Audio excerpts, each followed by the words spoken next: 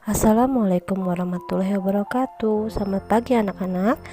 Nah, sekarang kita akan belajar kembali ya. Pembelajaran tematik kelas 3, tema 7, subtema 3 mengenai perkembangan teknologi komunikasi. Adapun tujuan pembelajaran hari ini adalah siswa mampu mengenal sejarah teknologi komunikasi dan diharapkan anak-anak mampu mengenal jenis-jenis alat komunikasi tradisional dan modern. Manusia tidak bisa hidup sendiri dan membutuhkan orang lain. Setiap berhubungan atau berinteraksi dengan orang lain, kita perlu melakukan komunikasi. Mohon disimak ya, pengertian komunikasi. Komunikasi adalah proses penyampaian berita, informasi, atau pesan kepada orang lain, baik secara langsung ataupun tidak langsung. Apabila kita berdekatan, komunikasi bisa dilakukan secara lisan.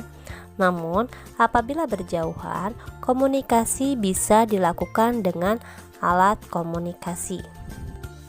Adapun tujuan dari komunikasi adalah dilakukan untuk memudahkan manusia dalam memahami apa yang diinginkan dan dimaksudkan satu sama lainnya.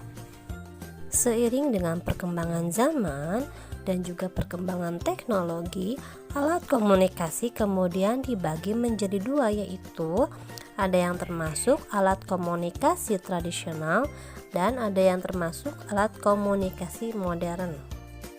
Nah, sekarang kita simak yuk apa saja alat komunikasi tradisional. Yang pertama ada asap.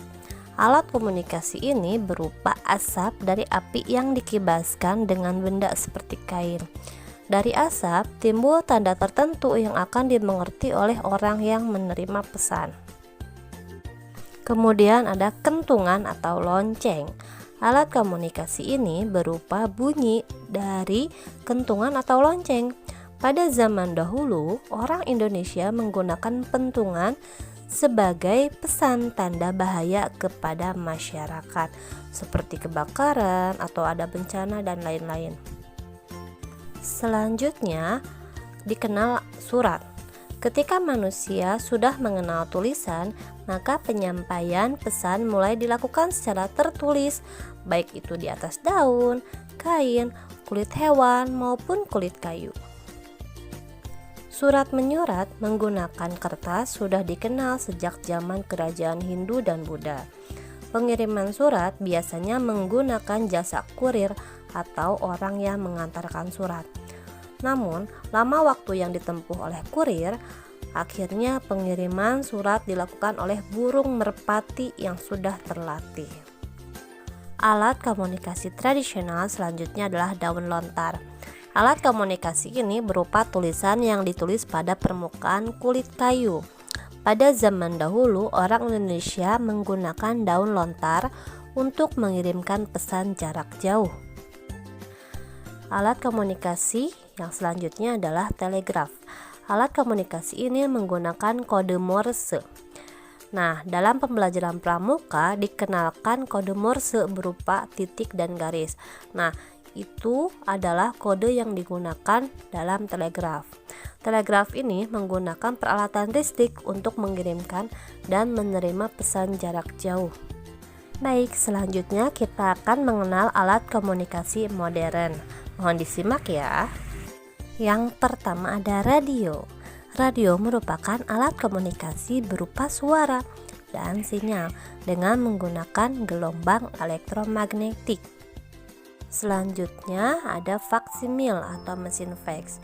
Alat komunikasi ini digunakan untuk menerima dan mengirimkan informasi berupa telefoto. Di sini bisa berupa tulisan ataupun foto ke mesin faksimil yang lainnya. Lalu ada koran. Koran merupakan alat komunikasi tertulis yang dicetak dengan menggunakan kertas. Namun, pada zaman sekarang, koran juga bisa diakses secara online. Selanjutnya ada televisi.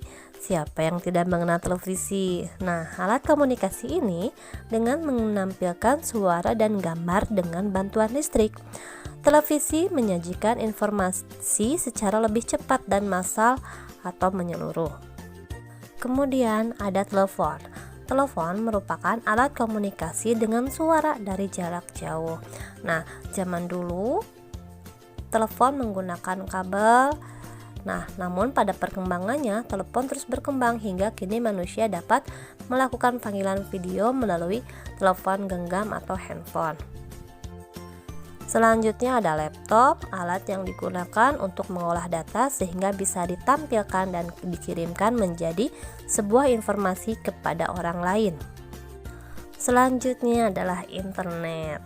Nah, Nala pasti sudah mengenal ya apa itu internet. Iya, internet merupakan jaringan komputer yang saling terhubung secara global dan memungkinkan manusia bisa berkomunikasi dan bertukar informasi kepada seluruh dunia. Baik, alhamdulillah anak-anak, materi hari ini tentang perkembangan teknologi komunikasi telah selesai.